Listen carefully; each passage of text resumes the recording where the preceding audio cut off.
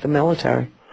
It's broken. Well, the numbers, I mean, you really have to look into that. I mean, we've lost more than 3,100 soldiers who have been killed. Yeah. The numbers for the wounded stand somewhere between 47,000 and 53,000, depending on whose numbers you're looking at. The United States military has 13 active divisions of combat troops, 10 in the Army, 3 in the Marines, somewhere between 10 and 20,000 troops in each division. So you put that 3,000 together with the 47 to 53,000, you're talking about a third to a fourth of the active fighting military has been either killed or wounded, in many instances permanently, can never go back rotation again. A third to a fourth of our fighting force has been removed by this catastrophe. That's a beautiful thing. These guys want to sit around and talk about being strong on national defense, not within reach of my arm. That's a beautiful compilation of what it is that he's done. I have never even heard that put together that way. It's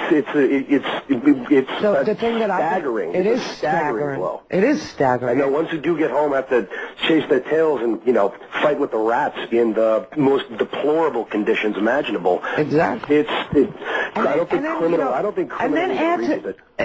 Criminal doesn't even begin to explain it. But then you add to the national security argument the fact that we don't have one single solitary combat-ready division anywhere. We don't have anybody ready. Did you see the story in the New York Times today about the 14,000 reserve guys who are getting called up? Yeah. Did you read down further into it where it describes how one group of 3,500 soldiers have 600 rifles between them? Yes, I keep telling people, and people cannot believe that the finest military, the best military in the world doesn't have long guns. I keep on telling them they don't have guns. I mean, forget armor. It's astonishing.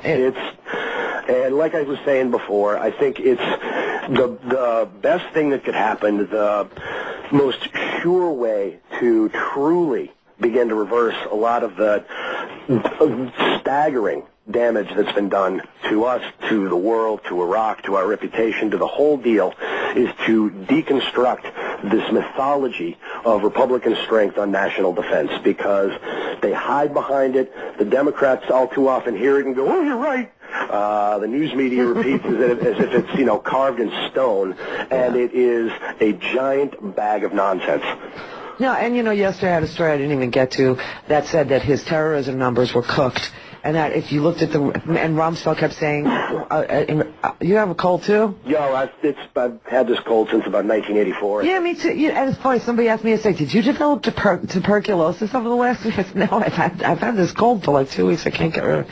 But yes, when Rumsfeld was asked, "Are we making more terrorists by this occupation of Iraq or less terrorists by our occupation?" he said we didn't have the matrix to know the answer. Well, the answer came yesterday, and it was in the paper yesterday, and it said that they had cooked their numbers so badly, and that the true numbers are that the numbers of terrorism, terrorist-related activities, had increased how many fold? Did I see? If I'm thinking of the same story you are, it was 600%.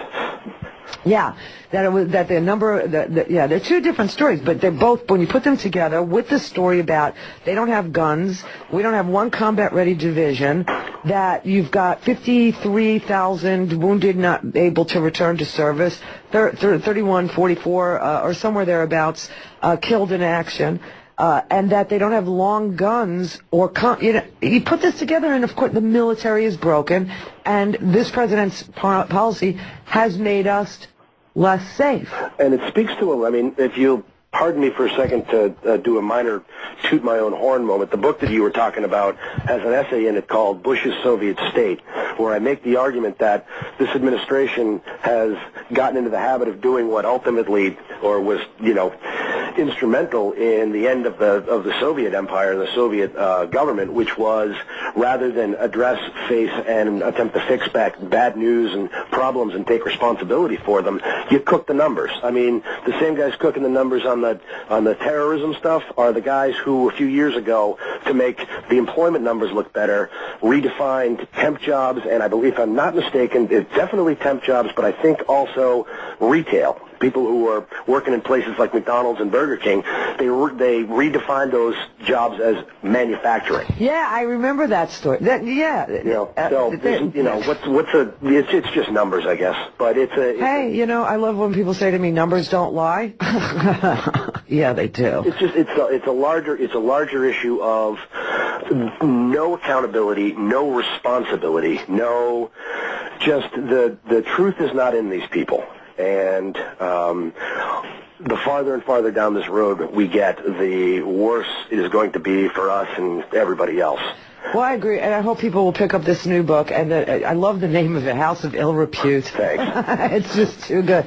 But you're a great writer. I hope people will read it. I love that you put it out in paperback so it's affordable. Yeah. I think that was really smart of you. And, that was the idea. And I love the way you write. And I think this is a brilliant idea. I think this is fabulous. Just remember, 22 of the 34 senators who have to run are Republicans.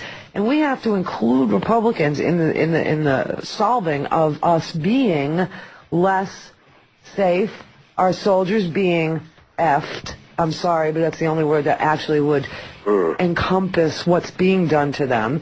And the fact that our military is absolutely broken and that there's more terrorism in the world, not less, as a result of the occupation. And that the Department of Justice has cooked its numbers so that you had this feeling that, we got to get rid of this imperial president.